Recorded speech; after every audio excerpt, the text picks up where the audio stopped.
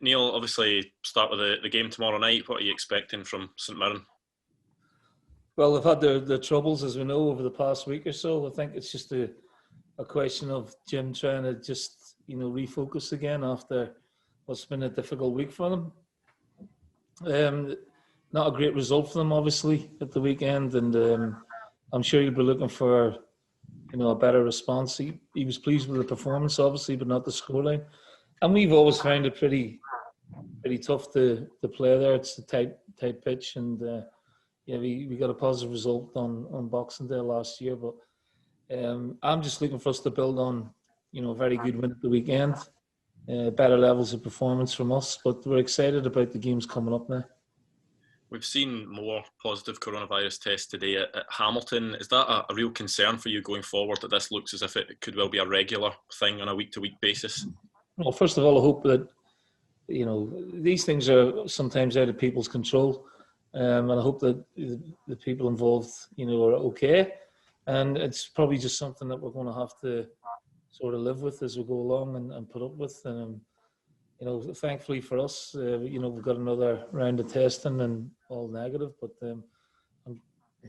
it may only be a matter of time, or, we're trying to do everything right. But sometimes these things can happen and it can be out of someone's control. So, yeah, we're just going to have to, get on with things.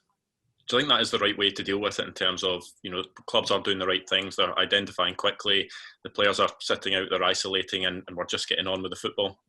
Yeah, absolutely. I think in the main, players are obviously very healthy, and even the staff, pretty healthy. So maybe the majority of people can carry us through, no problem. So, there's no reason to, stop again. It's the question of carrying on as best we can and hopefully getting through this and out the other side of it. Neil, ahead of this game, Jim is perplexed as to why their weekend game went ahead. Jingy's got a point, given that he had no keepers.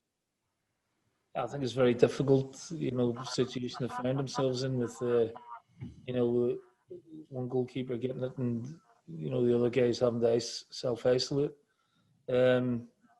Not convinced, for the progress of the league and the progress of the game. Cancelling the game would have been the right thing to do. But, I'm lucky enough I don't have to make those sort of difficult decisions. And just on the general issue, we seem to talk about it every week. As much as your system is robust, do you think you can go the whole season without it impacting on your playing squad? Well, you hope so, but there's just no guarantee of that, Raman, honestly.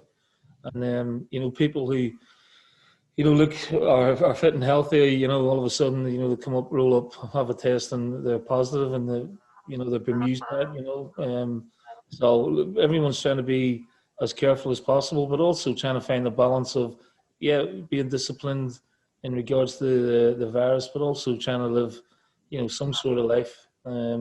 Not a social life as such, but some kind of normality. We know this isn't a normal situation, and everyone's, from our point of view at the club, have been really supportive of each other and trying to do the right things. But it could be a question of bad luck that someone, may, contract it along the way. But again, it won't be for the want of doing the right things, put it that way.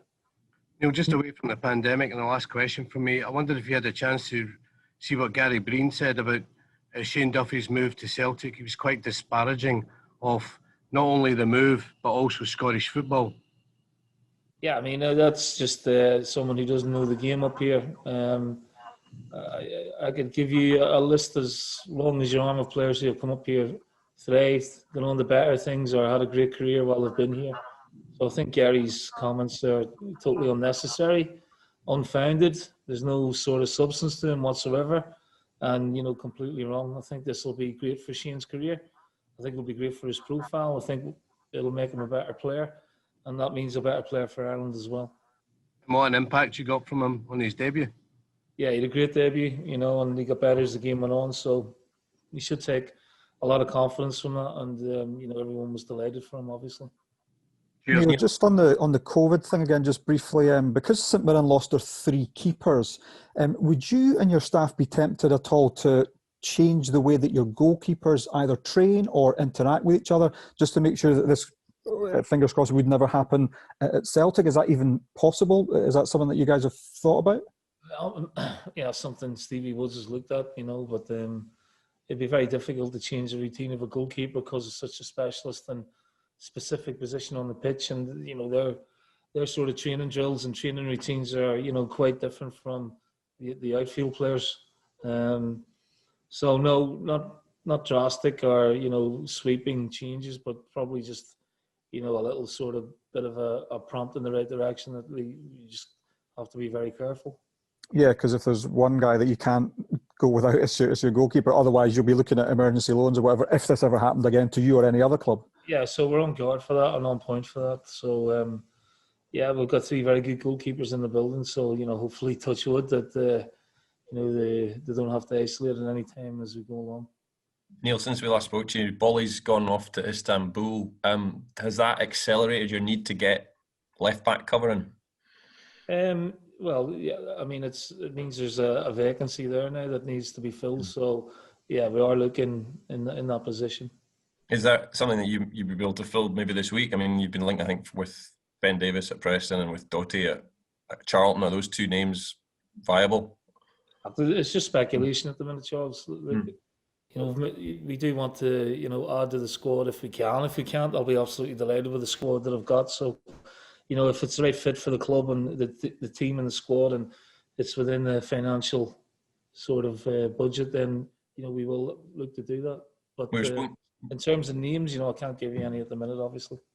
Sorry, we were speaking to Albion a short while ago, and he feels that he's still got a lot more to come. He's not fully fit yet, but when he is, how potent a partnership do you think he could form with Odsonne if they played together?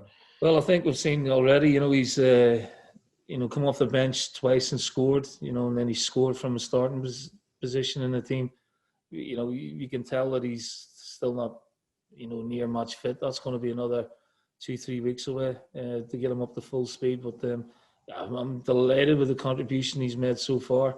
I'm delighted what he's brought to the team and the dressing room. I think he's a very good player, and I think whether he plays with Odsonne or he plays with Klamala or he plays with Griffiths, we've got a goal scorer and a very good centre forward in the building. So I think there's a lot more to come from him, and I think once he is able to get his cardiovascular up to the level that we know he can, then we'll see more of him. You mentioned last week, Neil, that Lee Griffiths could be fit for Wednesday. Is that the case? He's fit, yeah, but he's not in the squad because he's not trained or played enough football to be ready yet. Is it just a matter of getting him back up to speed over the next few weeks? Because there's plenty of games coming up. Yeah, 100%. Yeah, so